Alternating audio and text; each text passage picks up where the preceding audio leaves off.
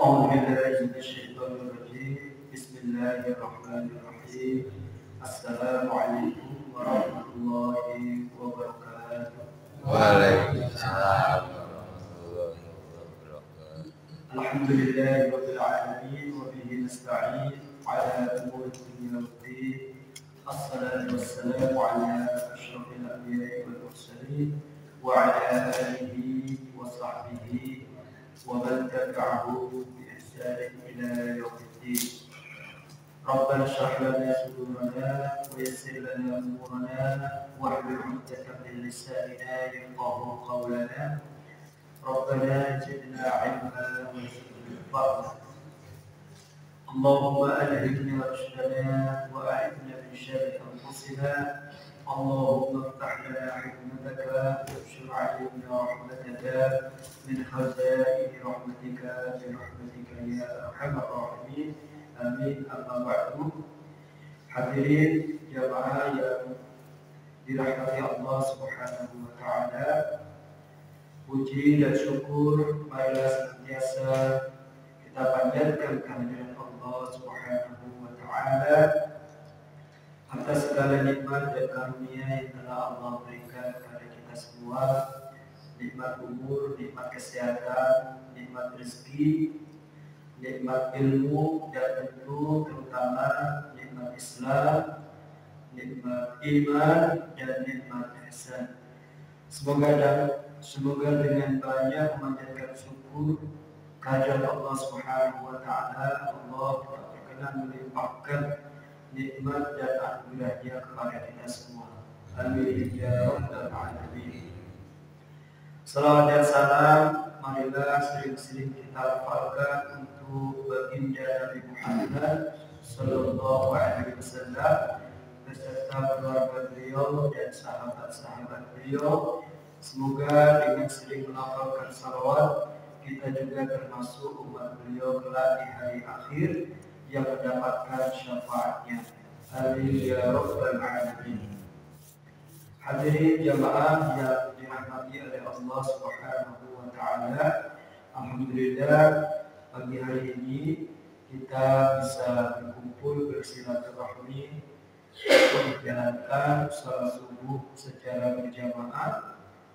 Kemudian kita meluangkan waktu juga untuk bersama-sama mempelajari perkara-perkara yang terkait dengan masalah-masalah keimanan dan masalah akidah. Semoga amal ibadah kita ini diterima oleh Allah Subhanahu wa taala. Amin ya rabbal alamin. Hadirin jamaah yang dirahmati oleh Allah Subhanahu wa taala, kita sebagai orang muslim tidak hanya dituntut untuk beribadah, untuk beriman, tapi juga dituntut sepanjang hayat untuk menuntut ilmu. Karena perpaduan antara iman dan ilmu inilah yang akan mengangkat derajat masing-masing diri kita di hadapan Allah Subhanahu wa taala. Tentang hal ini Allah Subhanahu wa taala berfirman, A'udzu billahi minasyaitonir rajim. Yarfa'illahu alladhina amanu minkum walladzina utul ilma darajat. Allah pasti akan mengangkat derajat orang-orang di antara kalian, yaitu dengan iman dan ilmu. Mudah-mudahan ayat ini memotivasi diri kita semua untuk selalu meningkatkan dan menjaga keimanan kita, juga meningkatkan dan terus memperluas dan memperdalam ilmu kita, terutama tentang Islam. Hadirin jamaah yang dirahmati oleh Allah Subhanahu wa taala, pada hari ini kita akan melanjutkan pembahasan kita mengenai salah satu perkara yang terkait dengan iman kepada hari akhir. Ada beberapa tanda-tanda menjelang terjadinya hari kiamat besar. Di antara tanda-tanda yang pernah kita bahas adalah munculnya Dajjal, munculnya Nabi Isa alaihissalam. Kemudian nanti akan kita bahas pada bab khusus juga tentang Ya'juj dan Ma'juj. Dan pada hari ini kita akan membahas mengenai masalah Imam Mahdi. Nah, Imam Mahdi ini merupakan sosok yang kelak di hari akhir akan muncul, yang kemunculannya bersamaan dengan diturunkannya Nabi Isa alaihissalam dari langit tingkat kedua. Salah satunya adalah untuk membantu kaum muslimin dalam menghadapi ujian dan fitnah yang akan dilakukan oleh Dajjal untuk menyesatkan umat manusia pada saat itu menjelang terjadinya hari kiamat. Hadirin jamaah yang dirahmati oleh Allah Subhanahu wa taala, mungkin selama ini kita masing-masing juga pernah mendengar istilah atau hal-hal yang terkait dengan Imam Mahdi. Nah, pada pagi hari yang penuh berkah ini kita akan mencoba untuk membahas masalah ini. Mudah-mudahan kita memiliki pemahaman yang benar, kemudian dalil-dalil apa saja yang pernah disampaikan oleh Rasulullah SAW terkait dengan kedatangan Imam Mahdi ini, dan juga bagaimana sosok Imam Mahdi, siapa dia, kemudian peran-perannya akan seperti apa di akhir zaman nanti. Hadirin jamaah yang dirahmati oleh Allah Subhanahu wa taala, dalam beberapa artikel yang terkait dengan Imam Mahdi katakan, inna ahaditsal Mahdi al-katsira allati allama fiha mu'allifun wa haka tawaturaha jama'atun wa i'taqada mujibaha ahlus sunnah wal jama'ah wa ghayruhum tadullu ala haqiqatin tsabitatin bila syakk.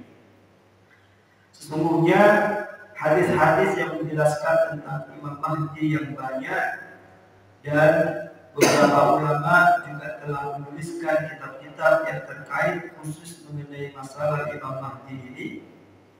Kemudian para ulama ahli hadis juga mengatakan bahwa hadis-hadis yang berbicara tentang Imam Mahdi ini sampai pada tingkatan mutawatir. Mutawatir itu artinya diriwayatkan oleh banyak sahabat Rasulullah SAW, kemudian ditulis atau dicatat oleh ahli-ahli hadis, sehingga level atau derajat dari hadis-hadis yang terkait dengan Imam Mahdi ini sampai pada tingkat mutawatir. Tingkat mutawatir artinya tidak mungkin banyak orang yang meriwayatkan ini bersepakat untuk berbohong. Kemudian mazhab atau pilihan akidah, keyakinan dari Ahlus Sunnah wal Jamaah tentang Imam Mahdi ini adalah sesuatu yang tetap dan tidak dilakukan. Kesimpulannya adalah masalah Imam Mahdi ini memang sebuah hakikat atau kebenaran yang kokoh yang tidak bisa dilakukan lagi. Wa anna ahaditsal Mahdi ala kasratiha wa ta'addudi turuqiha wa isbataha fi nawawih ahli sunnati yasluku katsiran al-qawlu bi annahu la haqiqata li muqtadayana illa ala jahilin aw mukabirin. Jadi saking banyaknya riwayat-riwayat yang menjelaskan tentang akan datangnya Imam Mahdi ini, maka tidak mungkin hal ini merupakan suatu kedustaan atau kebohongan. Maka diharapkan bagi setiap orang muslim untuk mempelajari masalah Imam Mahdi ini agar memiliki pandangan yang benar terhadap masalah Imam Mahdi. Hadirin jamaah yang dirahmati oleh Allah Subhanahu wa taala, wa tasdiqu biha dakhilun fil iman bi anna Muhammadan huwa Rasulullah sallallahu alaihi wasallam. Dan mengimani masalah Imam Mahdi ini merupakan bagian atau konsekuensi kita dari keimanan kita bahwasanya Nabi Muhammad sallallahu alaihi wasallam adalah Rasul atau utusan Allah. Karena minal iman bihi sallallahu alaihi wasallam tasdiqu fi ma akhbar bihi. Karena konsekuensi dari keimanan kita kepada Nabi Muhammad sallallahu alaihi wasallam adalah mengimani apa saja yang telah disampaikan, diinformasikan dan diberitakan oleh Rasulullah sallallahu alaihi wasallam. Artinya kalau seseorang mengaku dirinya itu beriman kepada Rasulullah, maka dia harus mengimani segala sesuatu yang disampaikan oleh Rasulullah sallallahu alaihi wasallam. Hadirin jamaah yang dirahmati oleh Allah Subhanahu wa taala, wa dakhilun fil iman bil ghaib alladhi imtadaha Allahu al-mu'minina bi qawlihi alif lam dzalika al-kitabu la raiba fihi hudan lil muttaqin alladziina yu'minuna bil ghaib. Jadi keimanan dengan masalah Imam Mahdi ini adalah bagian dari keimanan kita kepada hal-hal yang gaib. Hal-hal yang gaib inilah atau keimanan terhadap hal-hal yang gaib itu adalah salah satu sifat di antara sifat-sifat yang dimiliki oleh orang-orang yang bertakwa. Sebagaimana disampaikan oleh Allah Subhanahu wa taala dalam surat Al-Baqarah ayat 1 sampai dengan ayat 3, antara lain Allah Subhanahu wa taala berfirman, Alif Lam Mim, itulah Al-Qur'an, kitab yang tidak ada keraguan di dalamnya, kitab yang menjadi petunjuk bagi orang-orang yang bertakwa, yaitu orang-orang yang beriman dengan masalah-masalah yang lain. Hadirin jamaah yang dirahmati oleh Allah Subhanahu wa taala, wa dakhilun fil iman bil qadar.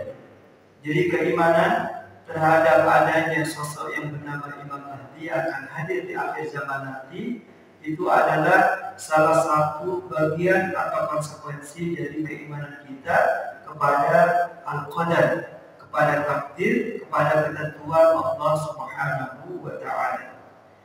Fa inna sabila 'ilmil khalqi bima qadarahu Allahu amrani. Dan jalan untuk mengetahui tentang takdir Allah itu melalui dua jalan atau dua pendekatan. Yang pertama, wuqu'u syai'i. Fa kullu ma kana waqa'a 'alimna anna Allah qad sya'ahu. Li'annahu la yakun wa la yaqa'u illa ma sya'ahu Allah wa ma sya'a Allah kana wa ma lam yasha' lam yakun. Jadi keimanan kita kepada takdir ini meliputi dua hal. Yang pertama terhadap hal yang telah terjadi. Artinya apa? Segala hal yang pernah terjadi atau telah terjadi, kita harus mengimaninya menjadi bahwa hal tersebut merupakan takdir atau ketentuan dari Allah. Karena apa yang telah terjadi itu tidak terlepas dari kehendak dan pengetahuan Allah Subhanahu wa taala. Tidak mungkin sesuatu itu terjadi tanpa sepengetahuan atau di luar sepengetahuan Allah Subhanahu wa taala dan di luar kehendak Allah Subhanahu wa taala. Oleh karena itu, segala hal yang telah terjadi kita serahkan ketentuannya dan hikmah yang ada di baliknya pada Allah Subhanahu wa taala, apapun masalah atau perkara tersebut. Kemudian keimanan pada takdir Allah Subhanahu wa taala juga meliputi dua hal yang lain.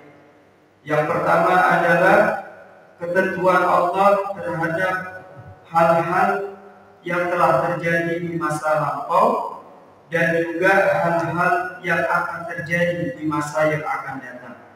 Nah, tentang hal ini, termasuk hal-hal yang akan terjadi di masa yang akan datang adalah berita-berita yang Allah beritakan kepada kita semua dalam kitab suci Al-Quran, dan juga hal-hal yang telah diberitakan oleh Rasulullah SAW, di mana hal-hal ini kelak akan terjadi sampai hari kiamat nanti.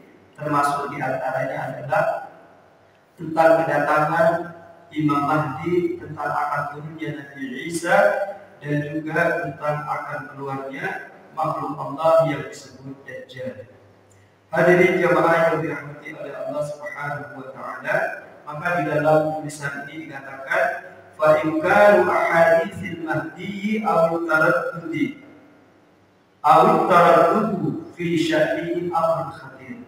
Maka mengingkari hadis-hadis yang terkait dengan kedatangan Imam Mahdi ataupun meragukan tentang masalah ini merupakan perkara yang berbahaya. Maksudnya membahayakan keimanan kita. Apapun yang dikatakan oleh Rasulullah SAW, mari kita sama-sama imani bahwa hal tersebut betul-betul akan terjadi. Hadirin jamaah yang dirahmati oleh Allah Subhanahu wa taala, berikut adalah pernyataan dari Asy-Syaikh Muhammad Ashraf Abadi rahimahullah dalam kitab yang berjudul Aunul Ma'bud. Beliau mengatakan al-masyhur baina kafati min ahli al-islam ala marri al-a'sar annahu la budda fi akhir az-zaman min zuhuri rajulin min ahli al-bait yu'ayyid ad-din wa yuzhiru al-'adla wa yatba'uhu al-muslimuna wa yastawli 'ala al-mamalik al-islamiyyah wa yusamma bil mahdi.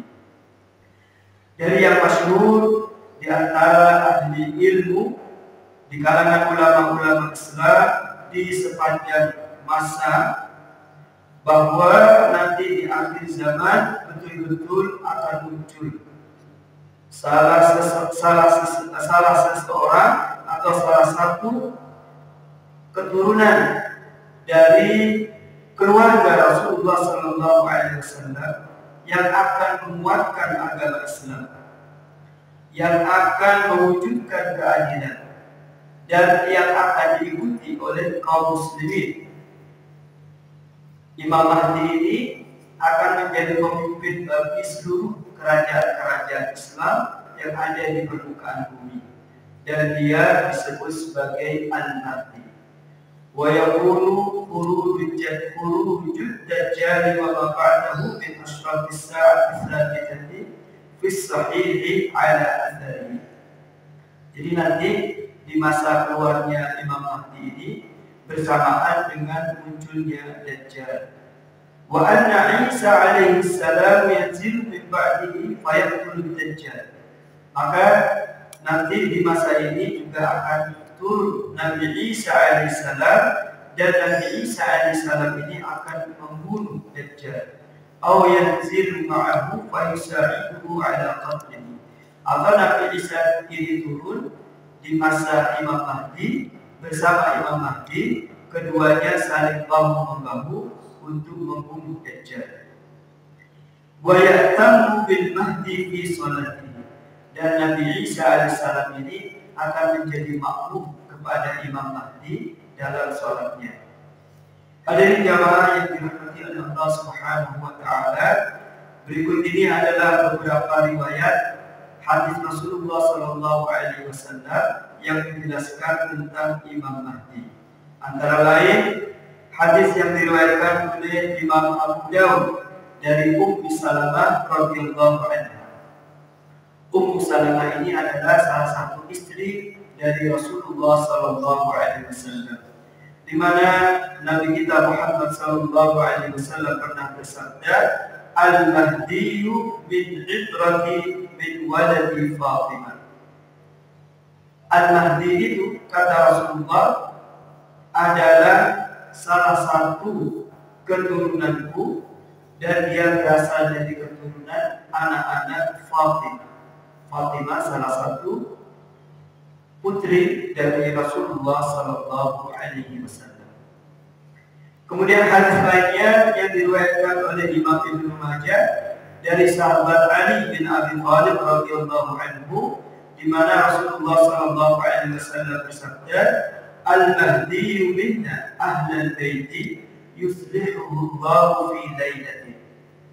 Imam Mahdi itu dari kami, kata Rasulullah, yaitu dari keluarga Rasulullah SAW, dan Allah menyiapkannya atau menyiapkan Imam Mahdi ini dalam satu malam. Apa maksud menyiapkan? Apa maksud bahwa Allah Subhanahu wa taala menyiapkan peran Imam Mahdi ini dalam suatu malam.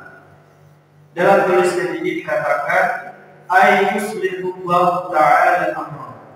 Allah menyiapkan perannya atau urusan Imam Mahdi ini dalam satu malam.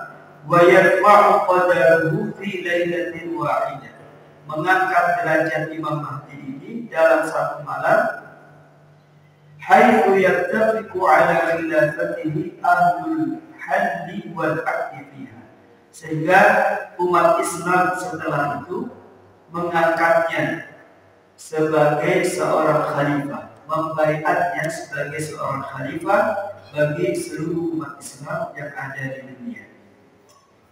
Hadirin jamaah yang dirahmati oleh Allah Subhanahu wa taala, berikut adalah sifat-sifat yang dimiliki oleh Imam Mahdi. Di antara riwayat atau hadis Rasulullah yang menjelaskan tentang sifat-sifat Imam Mahdi ini adalah sebuah hadis yang diriwayatkan oleh Imam Abu Dawud dari Abdullah bin Mas'ud radhiyallahu anhu, di mana Rasulullah sallallahu alaihi wasallam bersabda, "Law lam yabqa min ad-dunya illa yawmun la tawwara Allahu dhalika al-yawma haitsu yab'athu fihi rajulan minni aw min ahli baiti yuwafiqu ismuhu ismi wasmu abihi isma abi yamla'u al-ardha qistan wa 'adlan kama bulihat kulman wa jura." Sabda Rasulullah, seandainya tidak tersisa dari dunia kecuali satu hari, maka Allah pasti akan memanjangkan hari tersebut sehingga Allah mengangkat pada hari tersebut seorang laki-laki dari keturunanku, kata Rasulullah. Namanya menyerupai namaku dan nama ayahnya menyerupai nama ayahku. Dia akan memenuhi dunia ini dengan keadilan yang sebelumnya saat itu dunia dipenuhi dengan kezaliman dan kerusakan. Mengenai penjelasan hadis ini dikatakan bahwa nama dari Imam Mahdi ini adalah Muhammad, seperti nama Nabi kita Muhammad. Kemudian nama orang tua atau ayah dari Imam Mahdi adalah Abdullah, sebagaimana nama dari ayah Nabi kita yaitu Abdullah. Jadi dia akan disebut sebagai Muhammad bin Abdullah. Hadirin jamaah yang dirahmati oleh Allah Subhanahu wa taala. Lalu tadi di dalam hadis ini dikatakan bahwa di antara tugasnya adalah akan mewujudkan keadilan seadil-adilnya dan juga akan memenuhi dunia dengan kesejahteraan yang luar biasa, merubah keadaan dari keadaan yang pada waktu itu penuh kezaliman dan juga penuh kerusakan menjadi penuh keadilan dan penuh kedamaian sesuai dengan syariat Islam. Kemudian riwayat yang kedua mengenai sifat dari Imam Mahdi ini, hadis yang diriwayatkan oleh Imam Abu Dawud dari sahabat yang bernama Abu Sa'id Al-Khudri radhiyallahu anhu, di mana Rasulullah sallallahu alaihi wasallam bersabda, "Al-Mahdi min," kata Rasulullah, Imam Mahdi itu berasal dari keturunanku, ajlal jabhati. Nah, ciri-ciri fisiknya di sini disebutkan keningnya lebar, aqnal anfi, hidungnya mancung, yabla'ul ardha qistan wa adlan kama buli'at juran wa dhulman yamliku sab'a sinin. Dikatakan lagi dalam hadis ini, dia akan memenuhi bumi dengan keadilan yang sebelumnya dipenuhi dengan kezaliman dan kerusakan, dan dia akan bersama umat Islam hanya selama 7 tahun saja. Nanti di hadis-hadis yang lain dikatakan selama 8 tahun dan paling lama selama 9 tahun. Jadi keberadaan Imam Mahdi ini tidak lama. Hadirin jamaah yang dirahmati oleh Allah Subhanahu wa taala, kemudian disebutkan beberapa riwayat ketika datang Imam Mahdi memimpin umat Islam sebagai seorang khalifah, maka akan banyak keberkahan yang akan hadir bersama kehadiran Imam Mahdi ini. Hal ini sebagaimana sabda Rasulullah SAW dalam sebuah hadis beliau yang diriwayatkan oleh Imam Hakim dari Abu Sa'id Al-Khudri radhiyallahu anhu, di mana Rasulullah SAW bersabda, "Yakhruju fi akhiri ummati al-Mahdi." Nanti di akhir zaman, kata Rasulullah, akan datang kepada umatku, yaitu umat Islam, sosok khalifah yang dikenal dengan sebutan Al-Mahdi. Al-Mahdi ini secara harfiah artinya adalah yang mendapatkan petunjuk. Jadi Al-Imam Al-Mahdi, Imam Mahdi, pemimpin yang mendapatkan petunjuk dari Allah Subhanahu wa Ta'ala. Apa keberkahan yang akan dihadirkan oleh Allah bersamaan dengan kehadiran Imam Mahdi ini, yaitu yasqihillahul ghaitha. Jadi selama hidup Imam Mahdi ini akan sering turun hujan, tapi hujan yang membawa keberkahan.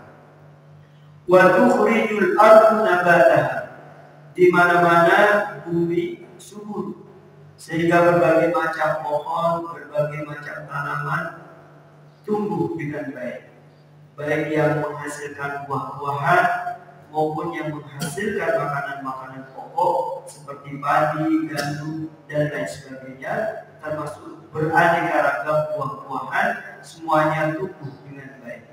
Wa yu'til mala sihah. Nah, karena kesejahteraan yang luar biasa yang hadir pada saat itu, maka Imam Mahdi ini mengatur sedemikian rupa sehingga masing-masing orang dari umat Islam ini akan memperoleh kecukupan harta secara merata. Wa takthurul masyiyah, dan binatang ternak apapun jenisnya yang diperlukan oleh manusia saat itu akan melimpah. Wa ta'dulul ummah, dan umat Islam menjadi mulia kedudukannya, ya'isu sab'an aw thamaniyan, dan dia akan hidup selama 7 tahun atau 8 tahun. Hadirin jamaah yang dirahmati oleh Allah Subhanahu wa Ta'ala, tentang keberkahan yang akan hadir bersama kehadiran Imam Mahdi ini juga disampaikan oleh Rasulullah SAW dalam hadis yang lain yang diriwayatkan oleh Ibnu Majah dari Abu Sa'id Al-Khudri radhiyallahu anhu, di mana Rasulullah SAW bersabda, "Yakunu fi ummati al-Mahdiyu in qassara fasar'un wa illa fatis'un."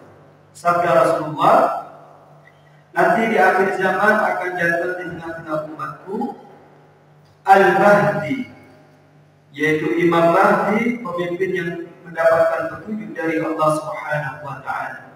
Jika kehadirannya singkat, maka kehadirannya akan ada selama 7 tahun. Kalau kehadirannya itu panjang, maka dia akan berada di tengah-tengah umat Islam selama 9 tahun. Jadi kalau kita padukan beberapa riwayat tadi, bisa disimpulkan bahwa keberadaan Imam Mahdi nanti itu hanya selama 7 atau 8 atau 9 tahun saja. Fatana'am fihi ummati ni'matan. Maka pada saat tersebut, pada masa itu, umatku, kata Rasulullah, akan mendapatkan kenikmatan yang luar biasa. Lam yun'amu mithlaha qattu. Kenikmatan-kenikmatan ini belum pernah dirasakan oleh umatku sebelumnya. Tukta'uha wa la tuddabaru minhum syai'an.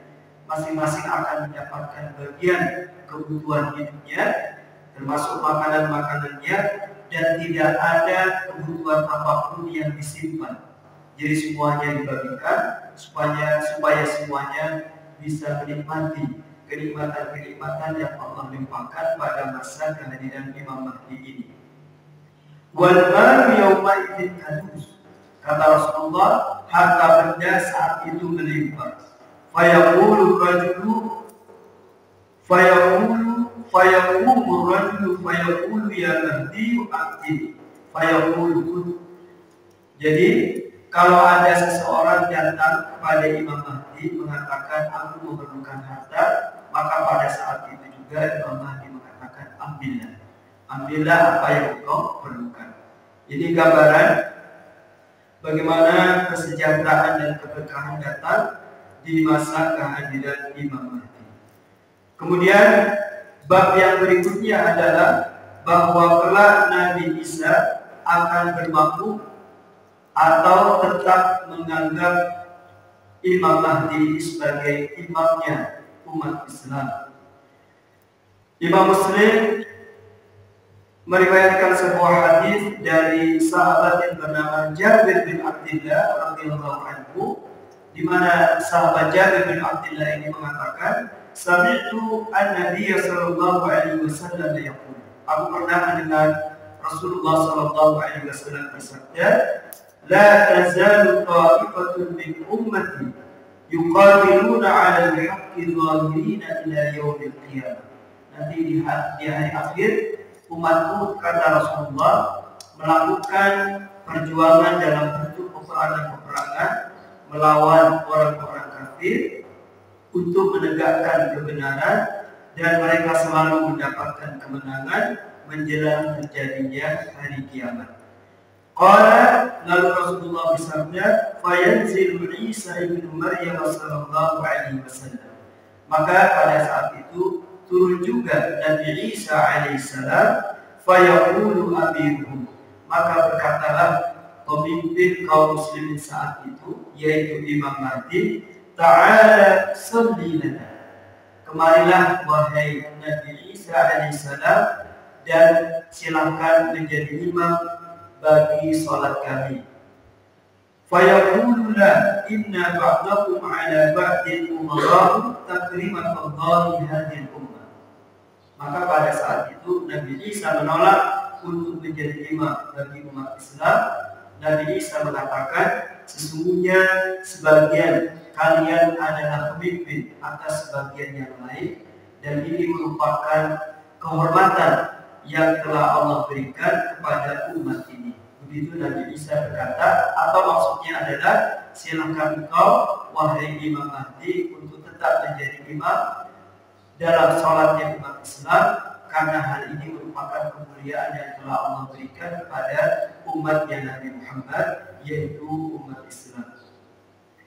Hadirin jamaah yang dirahmati oleh Allah Subhanahu wa Ta'ala, tentang Imam Mahdi ini dikatakan oleh para ulama, hadis-hadis yang menjelaskan tentang Imam Mahdi ini banyak sekali. Setidaknya ada 20 sahabat Rasulullah SAW yang telah meriwayatkan masalah Imam Mahdi ini. Di antara sahabat-sahabat tersebut adalah Uthman bin Affan, Ali bin Abi Thalib, Talha bin Ubaidillah, Abdurrahman bin Auf, Abdullah bin Abbas, Ammar bin Yasir, Abdullah bin Mas'ud, Abu Sa'id al-Khudri, Thawban, Qurram bin Ayas al-Muzani, Abdullah bin Harith bin Juz, Abu Hurairah, Hudzaifah bin Yaman, Jabir bin Abdullah, Abu Umamah, Jabir bin Majid as-Sadafi, Abdullah bin Umar, Anas bin Malik, Imran bin Al-Hasin, dan Ummu Salamah. Artinya apa? Artinya hadis-hadis yang menjelaskan tentang Imam Mahdi ini begitu kuatnya sampai pada level atau tingkat mutawatir. Tidak mungkin para sahabat yang jumlahnya banyak ini mereka bersepakat untuk berdusta terhadap Rasulullah SAW. Kemudian imam-imam hadis pun mereka membuat bab-bab khusus dalam kitab-kitab hadis mereka yang mengumpulkan hadis-hadis mengenai akan datangnya Imam Mahdi ini. Di antara lain, hadis-hadis tentang Imam Mahdi ini terdapat dalam Sunan Abi Dawud, Sunan Tirmidzi, Sunan Ibnu Majah, kemudian Sunan Ibnu Amr Ad-Dari, kemudian Sunan Ahmad, Sunan Abi Ya'la, dan Al-Bazzar. Kemudian di dalam kitab Sahih Al-Hakim, kemudian ada di dalam kitab At-Tabrani, Al-Alusi, Ar-Rawiyani, Ad-Daruqutni, kemudian Abu Na'im Al-Khatib, Imam Al-Khatib dalam kitab beliau Tarikh Sejarah Kota Baghdad, kemudian Ibnu Asakir dalam kitab beliau Sejarah Damaskus dan lain sebagainya. Kemudian juga ada beberapa ulama yang sudah mengarang kitab-kitab tersendiri yang khusus membahas masalah Imam Mahdi ini. Di antaranya adalah ulama yang bernama Abu Naim, kitab beliau berjudul Akhbarul Mahdi, berita-berita tentang Imam Mahdi.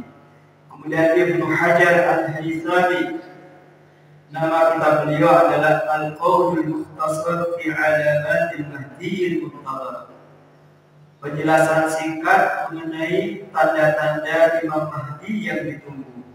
Kemudian Imam Asy-Syaukani juga mengarang kitab yang berjudul At-Tawdihu fi Tawaduri ma Ja'a fil Muntadhari wad Dajjal wal Masih, penjelasan tentang hadis-hadis mutawatir tentang kedatangan Imam Mahdi yang ditunggu, tentang Dajjal dan tentang turunnya Nabi Isa alaihissalam.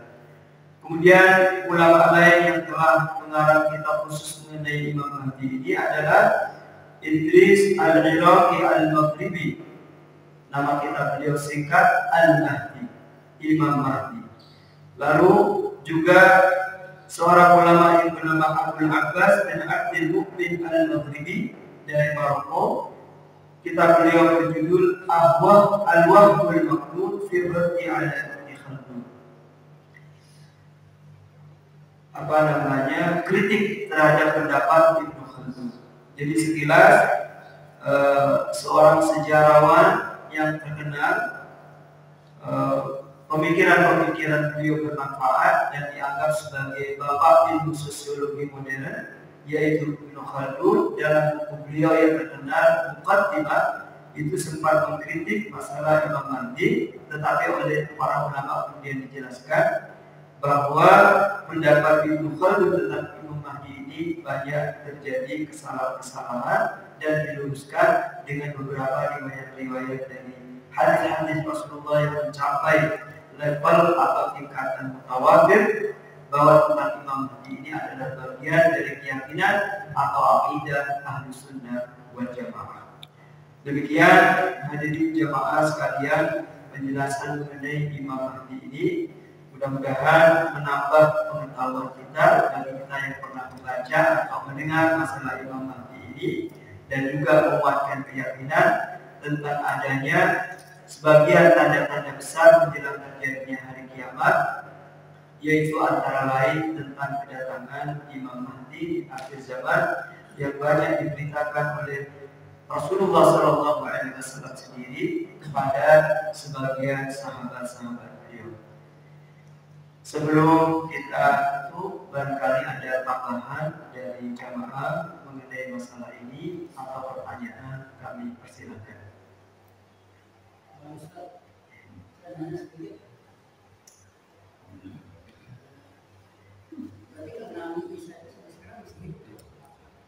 Bagaimana Bapak?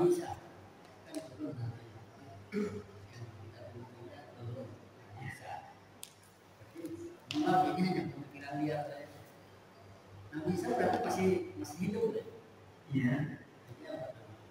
Yang kedua, Imam Mahdi kalau di Jawa itu kita disebut dengan demokratik adil. Jadi kan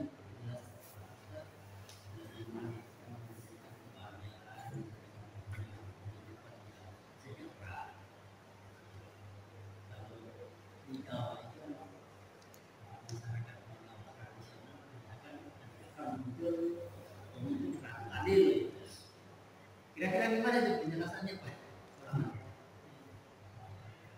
Baik, terima kasih Bapak. Mungkin yang pertama mengenai Isa, Nabi Isa alaihissalam. Sebentar saya coba lihat.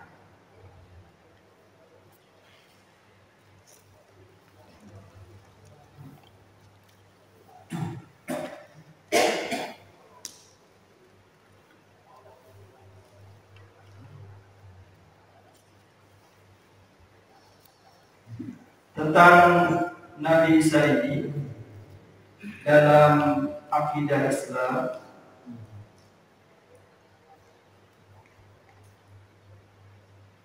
dikatakan firman Allah Subhanahu wa taala di dalam surat An-Nisa, di dalam surat An-Nisa ayat 157 hingga ayat 158. Antara lain Allah Subhanahu wa taala berfirman, "Wa ma qataluhu wa ma salabuhu walakin syubbiha lahu." Dan tidaklah mereka telah membunuhnya dan tidaklah mereka telah menyalibnya, akan tetapi telah Allah serupakan seseorang itu sehingga orang yang diserupakan inilah yang wajahnya oleh Allah dimiripkan dengan wajah Nabi Isa yang kemudian ditangkap oleh pasukan Romawi saat itu, sehingga orang inilah yang kemudian disalib dan dibunuh oleh orang Yahudi saat itu.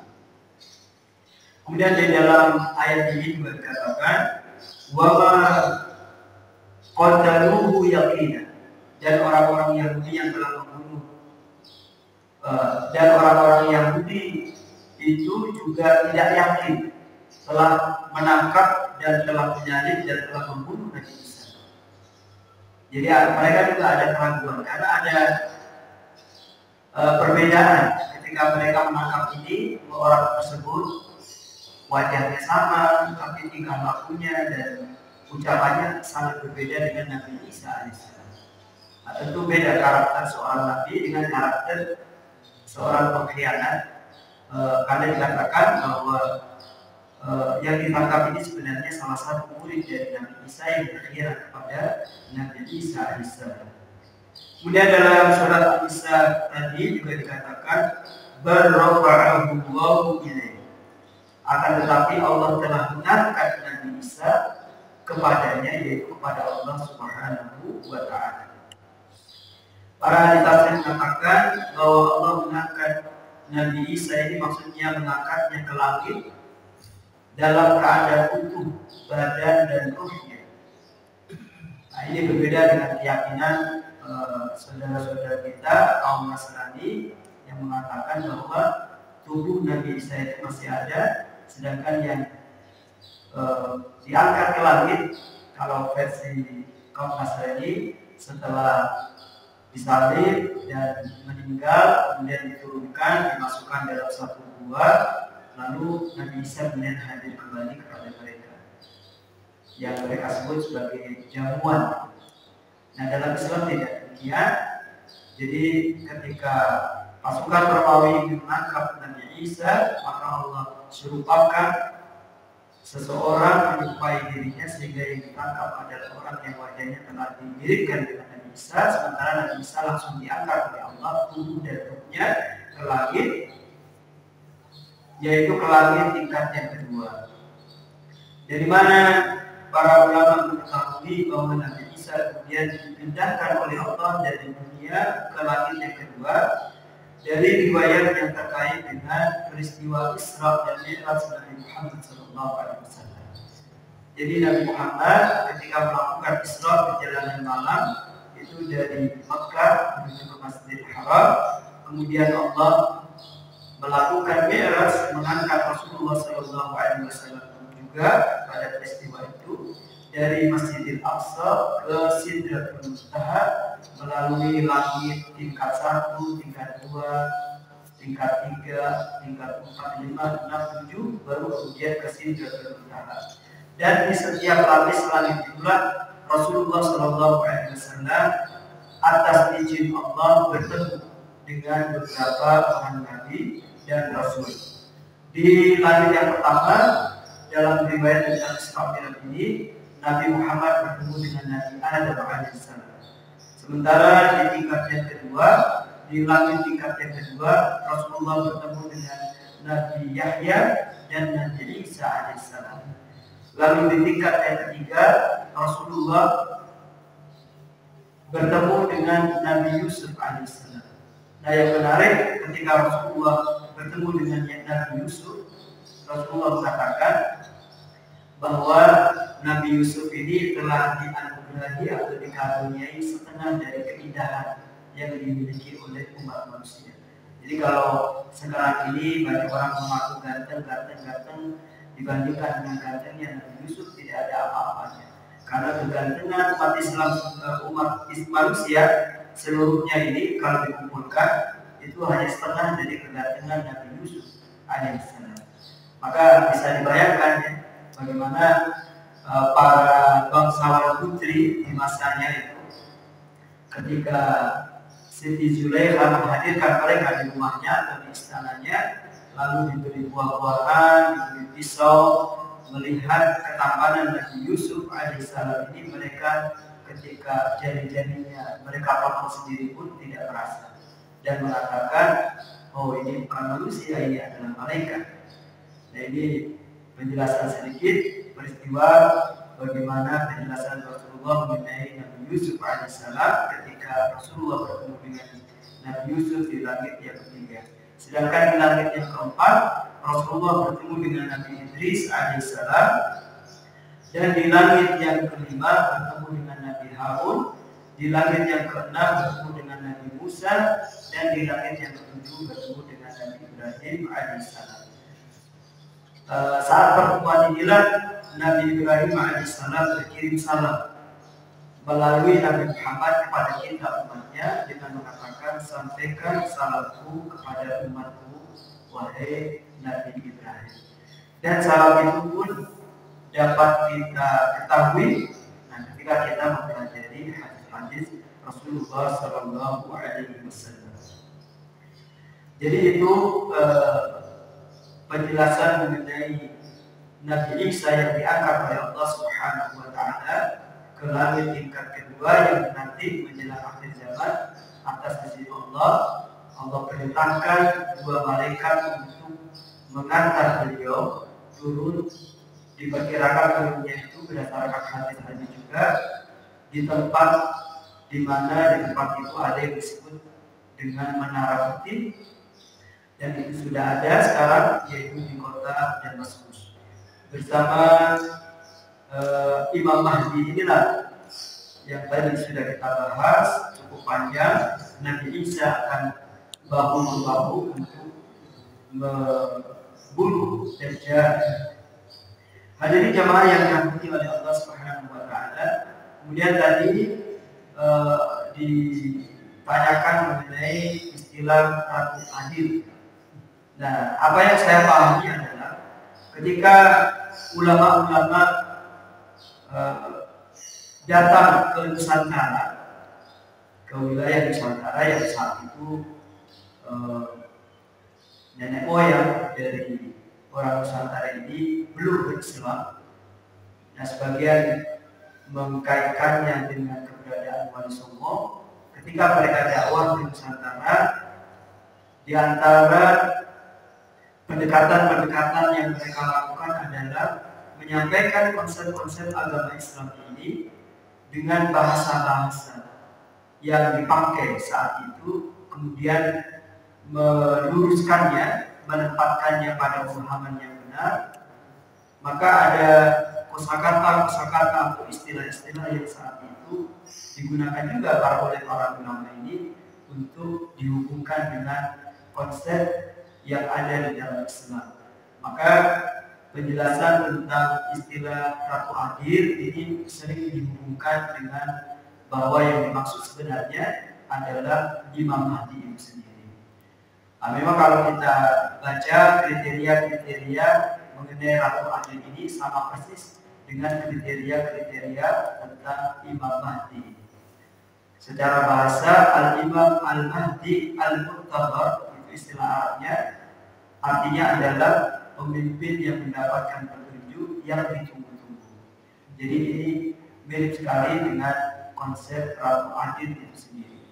Kalau ada penjelasan-penjelasan mengenai istilah Ratu Adil atau istilah-istilah yang lainnya, tentunya harus kita kembalikan kepada konsep-konsep yang benar sebagaimana yang dijelaskan oleh Rasulullah Shallallahu Alaihi Wasallam.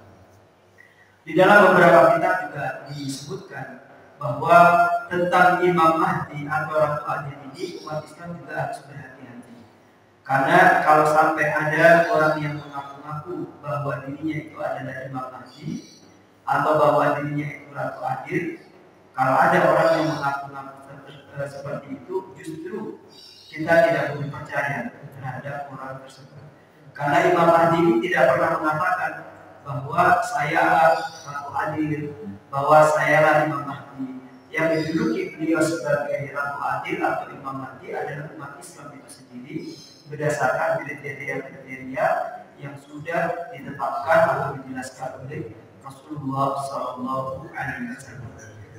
Jadi Ratu Adil ini atau Imam Mahdi ini bukan sesuatu metafora, bukan suatu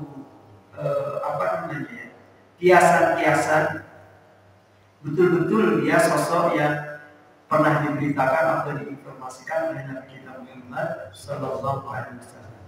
Bukan untuk menghibur umat Islam, tapi betul-betul nanti akan hadir, dan ini adalah menjadi bagian dari keyakinan kita sebagai umat Nabi Muhammad Sallallahu Alaihi Wasallam. Tentu fakta yang sebenarnya baru bisa diketahui oleh orang-orang yang hidup di masa tersebut. Mungkin di antara pesan yang penting dari informasi-informasi atau berita-berita tentang Rasulullah Sallallahu Alaihi Wasallam tentang Imam Mahdi ini adalah bahwa sebenarnya syariat Islam yang nanti akan dikuatkan dan dikembalikan lagi oleh Nabi Isa alaihissalam di akhir zaman dan juga Imam Mahdi itu kalau diterapkan secara konsekuen, secara benar, itu bisa menghadirkan kedamaian, bisa menghadirkan kesejahteraan dan membawa umat manusia pada keadaan yang terbaik dengan syariat ini. Demikian mungkin kita cukupkan sampai di sini. Kurang dan lebihnya saya mohon maaf yang sebesar-besarnya. Mungkin apa yang saya jelaskan masih terus perlu kita tingkatkan. Salah satunya adalah tentang masalah Imam Mahdi ini. Semoga apa yang kita bahas pada pagi hari ini memberi manfaat kepada kita semua. Amin. Kita tutup dengan hamdalah dan doa kafaratul majlis. Alhamdulillahirabbil Subhanallahumma wa bihamdika asyhadu an la ilaha illa anta astaghfiruka wa atubu ilaik. Assalamualaikum warahmatullahi wabarakatuh. Waalaikumsalam. Allah